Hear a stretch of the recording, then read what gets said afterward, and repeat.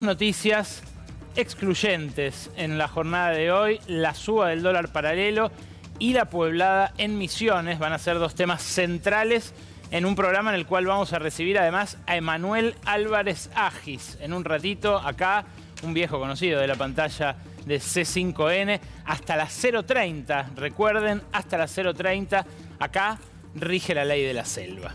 Pero primero vamos a detenernos en el escándalo de la semana. Ya nos tiene acostumbrados el gobierno a que haya más o menos con esa frecuencia una escaramuza con alguien del exterior, una disputa con alguna personalidad global o local.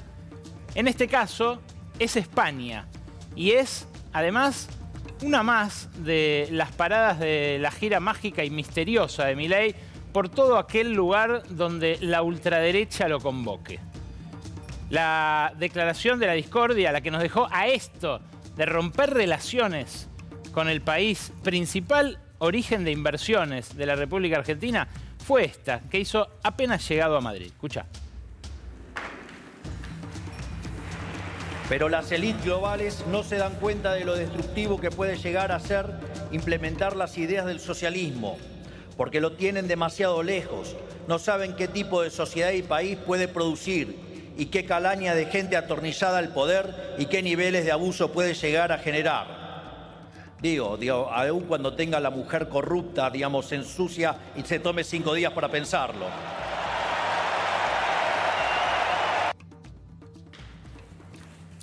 Claro, en esa alusión a Begoña Gómez, a la esposa de Pedro Sánchez, que vitorean los partidarios de Vox presentes en el lugar, se puso en juego una relación que mueve miles de millones de euros anualmente. Una relación que además le da empleo a muchos argentinos, pero en la cual Milei no pareció reparar. ¿Por qué? Porque sus viajes, toda esta gira mágica y misteriosa, no llevan como norte los intereses de la Argentina. Son viajes que hace con la mía, con la tuya, con la nuestra, como suelen decir sus partidarios, pero que obedece a otra agenda. Fíjate, ahí a mi lado vas a ver los viajes que hizo Milei desde el principio de su gestión. En estos 5 meses ya dio más de 2 vueltas al mundo. Al principio, en un acto de demagogia para intentar convencer de que el ajuste iba a empezar por la política, lo hacía en vuelos de línea. Pero ahora, por razones de seguridad, empezó a usar la flota presidencial. Cuando se movía en vuelos de línea, de todas maneras, se movía con importantes comitivas, pero la regla general, salvo por el viaje a Italia, que incluyó la reunión con el Papa, la reunión con Giorgia Meloni, la regla es que va a los lugares y no se reúne con el presidente del lugar, no se reúne con autoridades que puedan destrabar un crédito, una inversión, algún tipo de acuerdo para la Argentina, sino que participa de este tipo de actos y actividades proselitistas. Le preguntaron la semana pasada a Nicolás Posse cuánto llevamos gastados nosotros del erario público en esta gira mágica y misteriosa y respondió eso, 145 millones de pesos, unos 145.000 dólares, que saben a poco si uno mira qué viajes y con qué comitivas hizo el presidente. Fíjate, el primero es el de Davos, en donde dio ese discurso que excitó a Elon Musk, un discurso que emocionó, entusiasmó también a muchos magnates del mundo, pero donde no se anunciaron inversiones para Argentina, ni siquiera hubo reuniones con fondos de inversión, como tuvo sí en su momento Mauricio Macri. Recordarán ustedes, apenas asumió en 2016, muy asesorado en aquel momento por Marcelo Mindlin, que fue, recuerdo yo que estuve, una pieza clave en armarle a Macri esa agenda de reuniones con los fondos de inversión más importantes del mundo. Esta vez no. Esta vez no hubo nada de eso. Después fue la muy controversial visita a Israel, donde dicen en el gobierno que lo invitaron con la estadía. A él, no sé al resto de la comitiva, porque eso no lo informó el jefe de gabinete.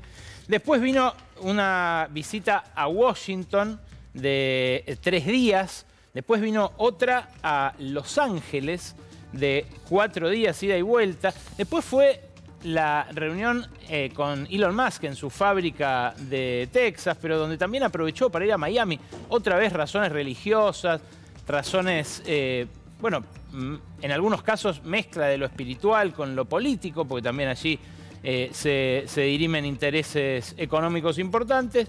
Y terminó con esta de Madrid, que no está incluida en esta cuenta, en los 145 palos, porque, claro, Pose informó hasta dónde llegó a ir al Congreso. Decía, es muy dudosa esta cifra, porque con solo sacar la cuenta de, por ejemplo, las 13 personas que llevó al viaje de Austin, las 15 que llevó a otro, bueno, da un poco más. Pero es probable que hayan incluido en esta cuenta solamente los gastos del presidente o los gastos de su comitiva más acotada de asistentes y vayan a imputar el costo de los demás a otras reparticiones públicas.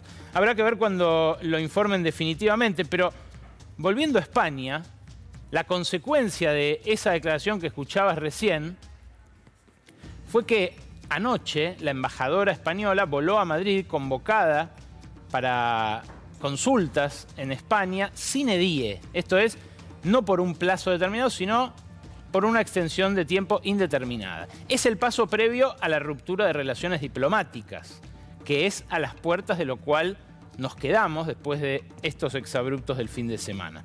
Quizás ocurra lo de la ruptura de relaciones diplomáticas, porque Milei tiene pensado volver a Europa el mes que viene, no descarta pasar por España y Pedro Sánchez está de campaña y encima está ganando las elecciones a las que se presenta últimamente. Vox, que es el grupo de ultraderecha al cual se fue a asociar Milei, no está precisamente en alza en este momento, a diferencia de las ultraderechas de otros lugares de Europa.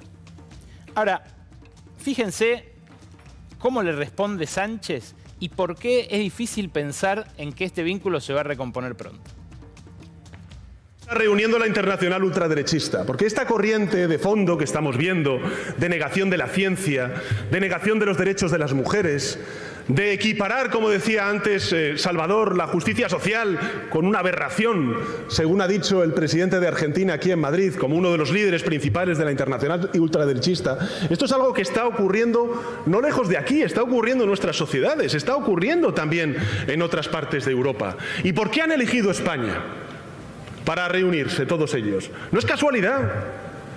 Se han reunido en España porque nosotros representamos como sociedad, no como gobierno, como sociedad, todo lo que ellos detestan y odian, que es el feminismo, que es la justicia social, que es la dignidad laboral, que es un estado del bienestar fuerte, que es la democracia. Claro, Sánchez es un socialista moderado, acaba de deshacerse de su alianza con la izquierda, más combativa, más contestataria de Podemos, los echó del gobierno, de hecho en las autonómicas les ganó, se impuso en Cataluña, donde Vox justamente apostaba por un reverdecer neofranquista, una especie de reivindicación anticatalana para pegarle por elevación a Sánchez, pero aún así por Milei es considerado un zurdo irredento, una persona prácticamente sin recuperación. Bueno, lo notable es que no solo respondió Sánchez. Hoy se conoció este tuit del comisario de Relaciones Exteriores de la Unión Europea, que es un catalán, Josep Borrell, que dice esto, fíjense, ponelo a pleno: la libertad política, la prosperidad, la cohesión social basada en la redistribución fiscal y el respeto en el debate público son pilares de la Unión Europea. Los ataques contra familiares de líderes políticos no tienen cabida en nuestra cultura, los condenamos y rechazamos, especialmente cuando provienen de socios. Esto convierte el repudio de lo que dijo Milei en un acto europeo, en un acto de los 28 países que componen la Unión Europea, no solo en un repudio español. Y es muy interesante porque este gobierno que se propone supuestamente, porque lo ha dicho en varias oportunidades la canciller Mondino, revivir el acuerdo Mercosur-Unión Europea, que era un acuerdo por el cual Macri empujó mucho. Habrán escuchado ustedes al actual embajador en Chile, Jorge Forí, llorar. ¿Se acuerdan cuando lo llamó a Macri emocionado y se le cortaba la voz? de haber logrado el acuerdo con Europa que, bueno, luego Europa misma enterró, sobre todo Francia. Pero es muy curioso que el gobierno que dice querer revivir el acuerdo de Unión Europea-Mercosur desprecia al Mercosur, porque todavía no tuvo ni el más mínimo diálogo con Lula, el presidente del principal socio en el bloque, sino que además se asocia a Vox, que es una fuerza antieuropeísta. Vox deliberadamente está en contra de la Unión Europea. Y lo que expresa este tuit del canciller Borrell, del canciller europeo Borrell, es el repudio a Vox a través del repudio a lo que dijo Milei. Claro, no es solo eso. Por un lado es eso, ¿no? Es asociarse a los antieuropeístas tratando de buscar el acuerdo. Pero por otro, es enemistarse con España, que ocupa una silla clave en el Fondo Monetario Internacional, que jugó hasta ahora casi siempre en sintonía con lo que pidieron los sucesivos gobiernos de Argentina, tanto el de Macri como el de Alberto Fernández, en sus negociaciones con el fondo. Ahora, esta mañana, la vocera del PSOE, del partido de Pedro Sánchez, fue un pasito más allá y contó esto. Escucha. Los empresarios lo que le dijeron también a Milei es que la inseguridad jurídica de Argentina no invita a la inversión extranjera ni a la tranquilidad de los que ya están invirtiendo allí, que cuando se empobrece a la mayoría social de un país, poco negocio se puede hacer. Telefónica, Abertis, Iberia, Naturgy, los bancos Santander y BBVA, los voceros de todas esas empresas españolas que vos conocés porque actúan acá en Argentina, se sumaron al repudio de la COE, la central empresaria más importante de España, que es conservadora. Obviamente critica muchas veces a Pedro Sánchez por sus medidas de política económica local. Todas estas empresas que te acabo de nombrar se sumaron al repudio de esa central a lo que dijo Milei sobre España y sobre el vínculo entre nuestros países. Claro, son multinacionales con las cuales uno pensaría que Milei tiene diálogo o pretende estimular. Bueno, no es el caso. No es lo que ha pasado como corolario de este viaje a España. Pero Milei no fue el único que dijo barbaridades. Hubo alguien que lo superó, que también viajó con la tuya y con la mía, con la nuestra, que es el secretario de culto. Escuchalo a Francisco Sánchez, exdiputado del PRO, muy polémico en la época de la discusión del aborto, planteando el regreso a la Inquisición. En el año 1987, en plena crisis económica, en un pésimo gobierno radical, el gobierno alfonsinista promovió el debate por el divorcio vincular. Y se aprobó. Y uno decía, era el peor momento para plantear un tema como ese en una Argentina en crisis económica. Pero se aprobó. Más adelante, Cristina Kirchner promovió, junto a su gobierno, el matrimonio homosexual. Muchos creíamos que no era el momento en Argentina, en plena crisis, como vivimos casi siempre, pero lo promovieron, lo aprobaron. En el año 2020, en plena crisis gravísima, no solamente económica, sino también por el COVID, el gobierno de Alberto Fernández promovió una ley para, bueno, dicho también, promover el aborto. No es solamente hacerlo legal, sino promoverlo. Y lo aprobaron.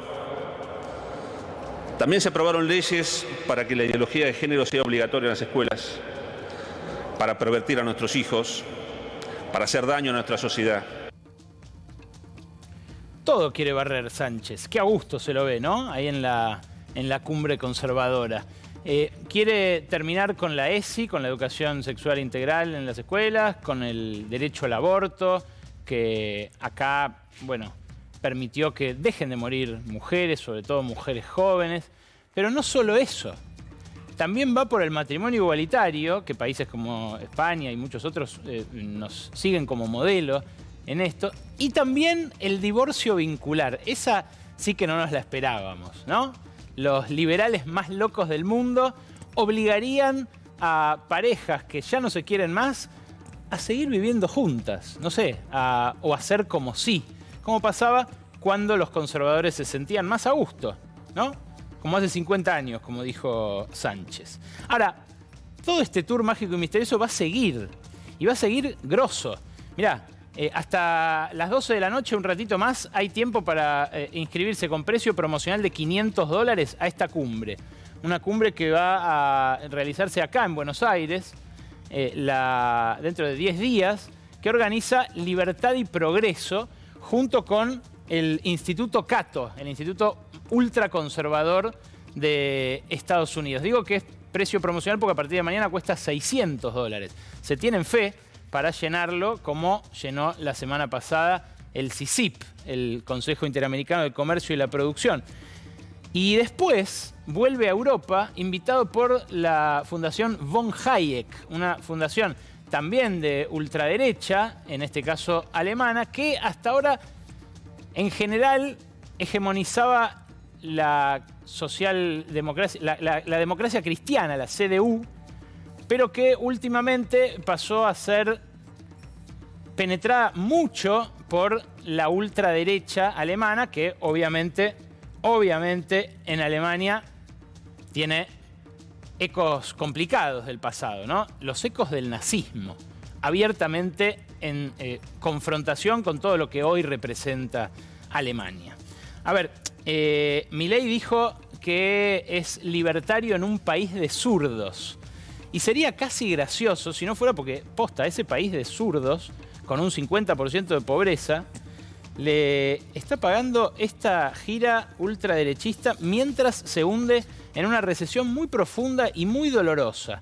La vamos a conversar bien en profundidad, por eso hoy voy a acotar un poco estas palabras. Lo vamos a conversar en profundidad con Emanuel Álvarez Agis, que ya está en nuestros estudios aquí para conversar de economía. Por eso, de economía, simplemente un par de gráficos, un par de pinceladas. Vamos a ir también a Misiones en un momento con Lucía Isikoff, que tiene de allí imágenes y testimonios exclusivos, pero además tiene las provincias en donde puede llegar esto a extenderse en las próximas semanas. Pero decía, la recesión que genera situaciones como la que estalló en Misiones es una recesión sin fin y sobre todo sin piso. Esta es la tapa del diario del jueves pasado de La Capital, donde contaban cómo estaba cayendo ahí, en la región del litoral, el consumo de medicamentos de venta libre. Salió este fin de semana un informe que dice que bajaron 35% a nivel nacional las ventas de medicamentos de venta libre. Hay algo peor. Según el Sindicato de Farmacéuticos y Bioquímicos, hay un 20% de recetas caídas. O sea que hay una de cada 5 personas que va a una farmacia con una receta y que se va a las puteadas, como me pasó a mí este fin de semana, que estaba en una farmacia y vi a una señora salir de la farmacia puteando a Milei. Algo que, bueno, alguna gente hace, otra no, otra simplemente se irá llorando sin el remedio a la gasa, pero que se refleja en esta caída inédita del consumo de algo importante. ¿Qué más? Bueno, una inflación que en alimentos se aplaca tiene que ver, obviamente, con el desplome del consumo de alimentos. La inflación, efectivamente, en las últimas semanas, este es el gráfico que solemos mostrar de LSG, que hace un scrapping en los supermercados con el precio de los alimentos, y fíjate, está en las últimas 4 semanas abajo del punto. De hecho, hubo una semana en la que hubo deflación, y en la última, la inflación fue del 0,1%. O sea, están planchados los precios de alimentos y bebidas por la caída del consumo. ¿Esto quiere decir que no hay inflación? No. La semana pasada, Milei celebró el 8,8%.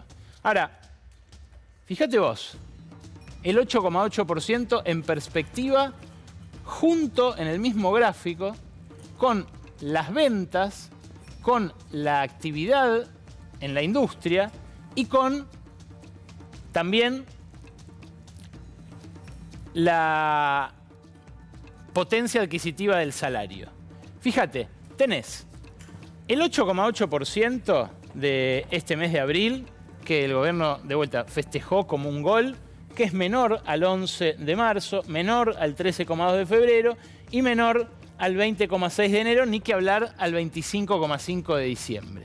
Esta escalerita es la que muestra el gobierno como un éxito, soslayando el hecho de que en ese 25,5% está el fogonazo de la devaluación de Caputo. El mes anterior daba 12,8 y el mes anterior, octubre, imputable íntegramente al Frente de Todos, daba 8,3%. Ahora, si ese fuera el nivel 100 de ventas, por ejemplo, hoy las ventas son un 26% menores. Estamos en un contexto en el que se vende uno menos de cada 4 artículos en el consumo masivo y la inflación es superior a la de aquel momento en el cual había 8,3%. Compararon muchos la inflación aquella con esta. Y ahora lo vamos a conversar con Agis a ver qué nos dice esto a futuro. Pero lo concreto es que se están vendiendo 25% menos en los comercios. La actividad es el salario real es un 12% inferior, la actividad está más de un 5% abajo y la industria está prácticamente una quinta parte abajo, con una inflación mayor que la de aquel octubre, en la cual todo esto no pasaba. Con lo cual la pregunta es, ¿la recesión que frenó los precios termina acá? ¿O hace falta más recesión para bajarlos todavía más? Porque 8,8% en un mes es un montón de inflación. Seguimos estando entre los países con más alta tasa de inflación, no solo interanual, que acumula todo lo del año pasado, también en la tasa mensual. Esto, algunos empresarios empiezan a sufrirlo en carne propia. Llamó mucho la atención que Javier Madanes Quintanilla, el dueño de Aluar y de Fate, un hombre que tiene 600 millones de dólares, dijera esto el fin de semana. Escucha. Vos abastecés miles de pymes. ¿Cómo andan las pymes hoy en Argentina? Mal. ¿Cuál es la caída del sector? En mi caso es 60-70% en la madera. Estamos en esos niveles, más del 50% seguro. Sí. Yo creo que no hay que aguantar. O sea, esto es como tener una situación de defensa frente a un ataque demoledor. Creo que hay que atacar. No, creo que hay que unirse para ir y reclamar condiciones de competitividad razonables y pelear en todos los sectores donde se han generado desbalanceos. Si nos quedamos con una actitud simplemente de resistencia, nos va a ir muy mal. Está en pie de guerra como yo nunca lo vi, Javier Madanes Quintanilla, y no es para menos porque se vende 30% menos autos que hace un año, que tampoco era una venta alocada, la del año pasado ni el anterior, porque se habilitaron las importaciones del rubro neumáticos. Claro, tiene un conflicto que está ahora en consideración obligatoria, pero por el cual ya mandó 100 telegramas de despido a una porción significativa de sus 1.500 obreros. Claro, ¿termina ahí el ajuste? Y no, ese es el problema, ¿no? Por eso, dice él, no nos podemos quedar en la resistencia, hay que atacar. Los empresarios que yo vi el miércoles pasado en el Hotel Alvear, vitoreándolo a Milei, aplaudiéndolo y sacándose selfies, no parecen expresar lo mismo. Pero es evidente que se empiezan a dibujar ganadores y perdedores dentro de un mismo establishment que a veces, por razones ideológicas, apoya más allá de la ventura o no de sus negocios. Fíjate este gráfico que te voy a mostrar ahora. Este informe lo hizo Sentia, la consultora que más usan en el consumo masivo. Y te muestra la evolución contra el mismo mes del año anterior del consumo en unidades en los supermercados. El año pasado no había sido un buen año, salvo esos últimos meses de Sergio Massa, donde la gente empezó a adelantar consumo, se daba cuenta de que esos acuerdos de precios le permitían comprar más barato que en el chino, más barato que en otros canales de distribución. Algunos acapararon, compraron pensando en lo que iba a venir, que era una devaluación, una disparada de precios, y ahí hubo aumentos. Pero soslayemos esto de los aumentos. No fue un buen año el año pasado. Ahora, miren lo que es el arranque del 24. Esa caída, la de abril, duplica la caída de marzo. Estamos hablando de caídas de ese marzo contra marzo del año anterior y de ese abril contra abril del año anterior. Y Ese desplome del 13,8, me decía un supermercadista que lleva mucho tiempo en el sector, no se ve desde 2002. Claro, ese ejecutivo estuvo adentro de los supermercados en 2001 y 2002 y sabe lo que es tenerle miedo a los saqueos. Algo que parece haber quedado atrás, pero que, bueno, cristalizaba en aquel momento las desigualdades, ¿no? que dejó la convertibilidad y que sobre todo castigaron a los que se quedaron afuera en ese proceso. Bueno, la pregunta ahora es quiénes se van a quedar afuera. Pero hay una que ya podemos responder, que es sobre quiénes recayó lo más pesado de este ajuste. Sobre quiénes cortó la motosierra un pedazo de carne. A quiénes fue como un Shylock a reclamarle esa libra. Fíjate, esto lo hizo el IARAF, el Instituto de Análisis Fiscal de Nadine Algariarás, de la Fundación Mediterránea, intachable de zurdo, de peronista, de soviético, ni nada de esas cosas. Lo que muestra es que el 35% del ajuste del primer cuatrimestre, o sea, prácticamente 4 billones de pesos de hoy, recayó sobre las jubilaciones y pensiones. El segundo ítem, el 15% del ajuste, son las obras públicas, que se dejaron de hacer, se congelaron en todo el país, incluso las que tenían financiamiento asegurado. Hay un lío en puerta con Alemania por un crédito del BID que iba a apalancar inversiones de Siemens Energy en los trenes y que se suspendió a partir de la declaración de emergencia ferroviaria la semana pasada. ¿Qué más? La cuenta de subsidios a la energía, que representa casi un 10% del ajuste, pero que en realidad se acumuló como deuda, ¿no? Están queriendo convencer, todavía no lo lograron, extendieron el plazo para discutirlo, a las grandes proveedoras de energía de que acepten un bono, o sea, convirtieron en deuda un gasto corriente, del mismo modo que hicieron con parte de las importaciones en el Banco Central. ¿Y qué más? Los salarios. Los salarios, ahí los tenés en naranjita, representaron un 8% del ajuste. Después tenés las transferencias de capital a las provincias, las transferencias corrientes a las provincias, entre ambas casi un 15%, que se reflejan en la pueblada de Misiones y en todo lo que nos va a contar Lucía Isikoff. En fin, una situación muy, muy inestable. El último gráfico me lo guardé para las universidades. Esto lo preparó el Mirador de la Actualidad del Trabajo y la Economía. Fíjate vos las transferencias a las universidades en pesos de hoy, o sea, descontada la inflación, en los primeros cuatrimestres de cada uno de estos años. Es cierto, hubo vaivenes, es cierto, el Frente de Todos no devolvió lo quitado por Macri entre 2018 y 2019, pero también es cierto, nunca en los últimos años se le habían retaseado tantos fondos a las universidades. Y sigue abierto ahí un gran frente de conflicto para el gobierno, porque es cierto, hubo un pacto entre Lustó y el Ejecutivo, esto lo hizo público el Ministerio de Capital Humano al anunciar que destrababa los fondos para la UBA, pero más allá de eso, los rectores de las otras 60 universidades nacionales dijeron que esto era una provocación y que siguen en pie de guerra para que esta injusticia, el de financiamiento de las universidades, se revierta. Tanto ahí como en las provincias donde protestan no solo los policías y los maestros, sino muchos otros gremios, como en los barrios donde empiezan a agotarse las changas, empieza a aumentar la presión de una olla que no se sabe cuándo ni dónde puede explotar. Conocemos